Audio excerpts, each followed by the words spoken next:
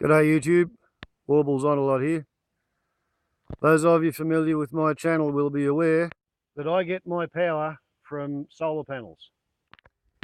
And then I store it in lead acid batteries, which of course live in a blue corrugated iron pyramid. And whereas batteries are really expensive when you buy them new, I'm somewhere between a hippie and a hillbilly and I live on the pension, so I haven't got enough money to be buying new batteries. But happily, as it happens, my son is an auto electrician. And when the local golf carts get flat batteries, he's kind enough to give me what you might call the pick of the litter. Now, I say that because these are 6-volt golf cart batteries, whereas some golf carts, they run 4-cell 8-volt batteries. And it's pretty hard to run a 12-volt inverter on 8-volt batteries.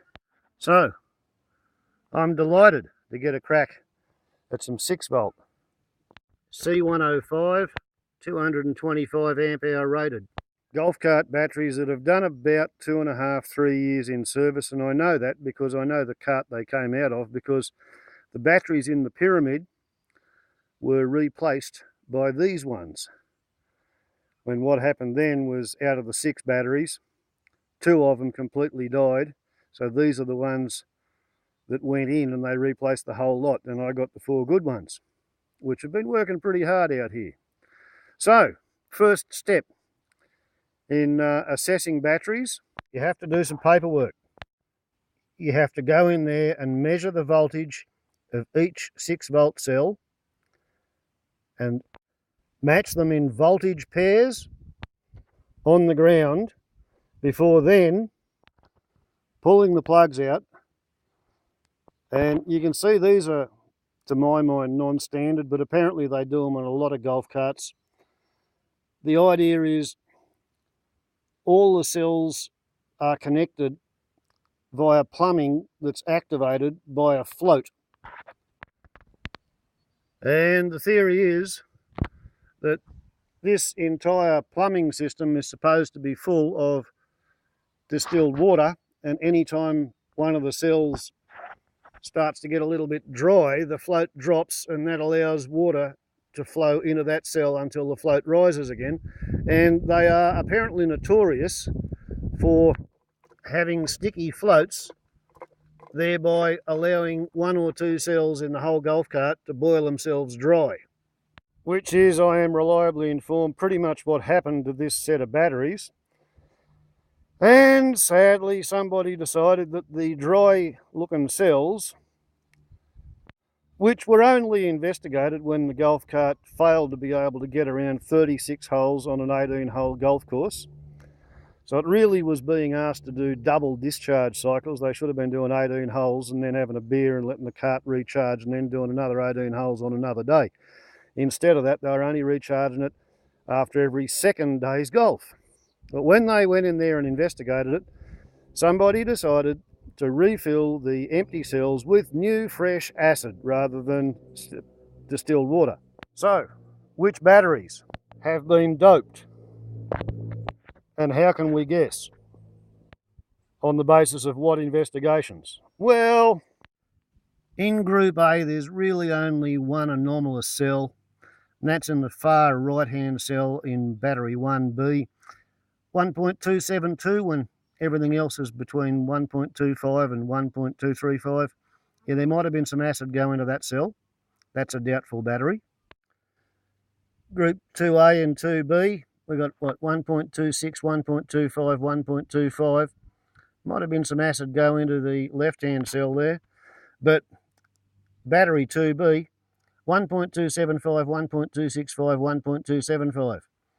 Either that's the best battery in the whole golf cart, that pair of them, or that's the ones that have had the acid put in there, because they've got the highest specific gravity. Group 3A and B, 1.235, 1.25, 1.235, 1.225, 1.23, 1.225. They look like they're still running on the original fill of sulfuric acid plus top-ups of distilled water. So the next thing to do is to gang them up into 12-volt batteries with a bridging cable, like so, and then prong the now 6-cell 12-volt batteries with a multimeter, and then check 12.68. So the two 6-volt cells do agree with their 12-volt total. And it's pretty vital that they do. 12.75 and 12.56. Okay, all that agrees and lines up. Okay, so for the next trick, we do a bit of load testing. We have a multimeter set up, as you can see. We also have an amp meter in line with a DC electric motor and a rubber block to go onto the wooden pulley as a brake. Okay, so first we start the motor.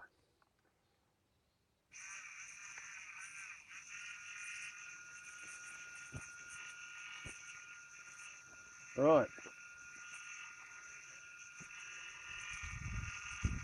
0.4, 0.8 of an amp. Now, let's do some braking. 8 amps, 10 amps at 12.45. That's pretty good. And a minute later, we're back up to 12.63. That's an impressively good pair of batteries for somebody like me who gets them for free. Okay, ready to go again. Right, here we go.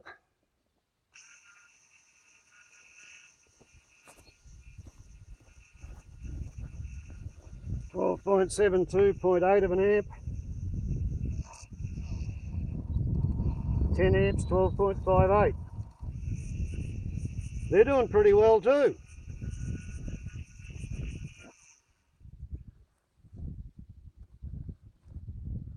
Yeah, they might be doped with acid, but they're a nice set of batteries. And we're ready to go again on the third set.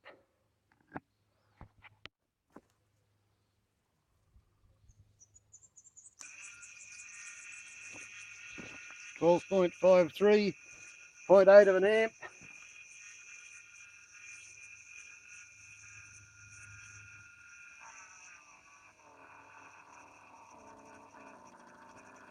.33 at 10 amps.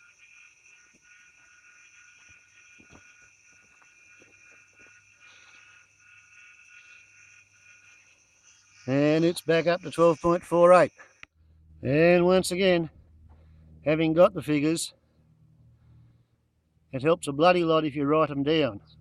Otherwise they will disappear into the forgettery.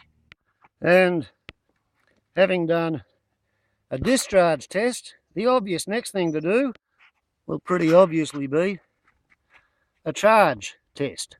So if we take our 70-watt solar panel and we set it up,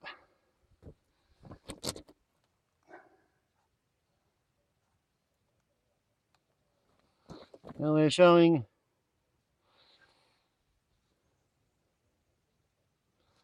3.6 amps, 12.71, and it's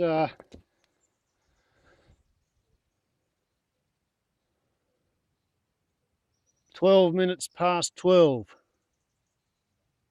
So we'll let that sit for a while.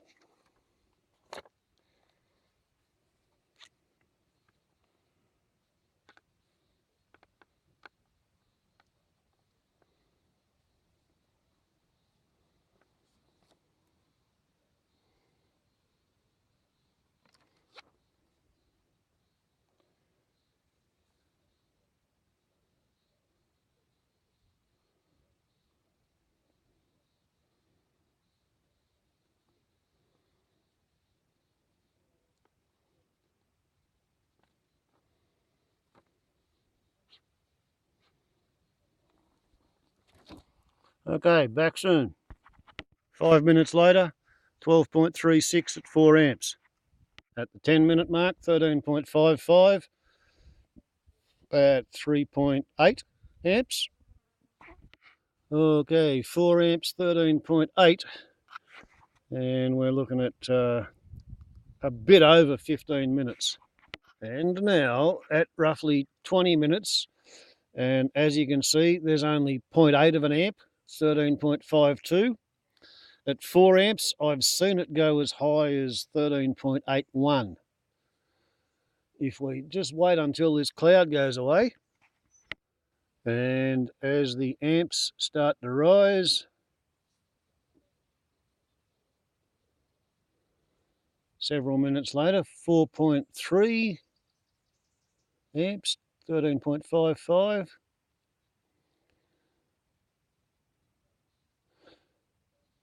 The batteries have a pretty good resistance to the charge. It's not as if you apply a little bit of current and instantly the voltage skyrockets out of sight, considering that we have seen 13.8 volts already. And I don't know whether these batteries had been sitting for a long time discharged, or whether they had been used, charged, and then pulled out before they got used again, because they came out of somebody else's golf cart, didn't they?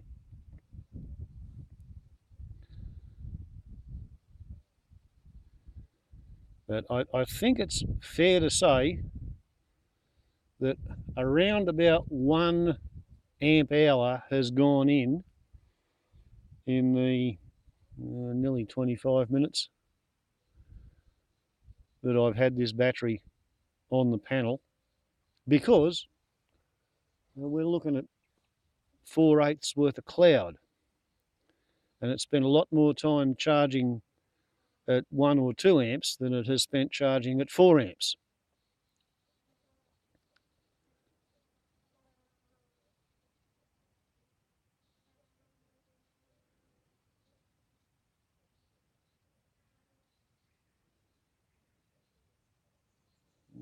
Okay, 4.3.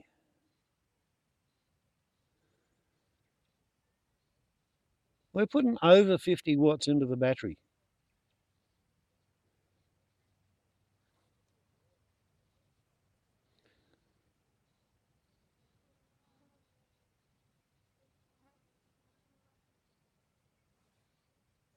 And here comes the next cloud. So I think that's probably enough of watching a battery charge up on a half cloudy day. As you can probably guess, my next step is to do the same thing over the next hour and a half on the other 2 batteries, and let them have a crack at sucking up some sunlight and see how they go. And then tomorrow morning, after all the batteries have had a night to settle down, then I'll come out and I'll compare the individual battery, like 6-cell battery voltage, the 12-volt battery voltage on each grouped pair, and we'll see how well they coped with having 1 amp hour actually go into them, and how much of that 1 amp hour they stored, and how much they lost to sulfation. And eventually, in a day or 2, I'll know which one of these batteries, or which ones of these batteries, is going to go into the pyramid. Warbles on a lot to YouTube. Just thought you'd like to know how it's actually done. Ciao.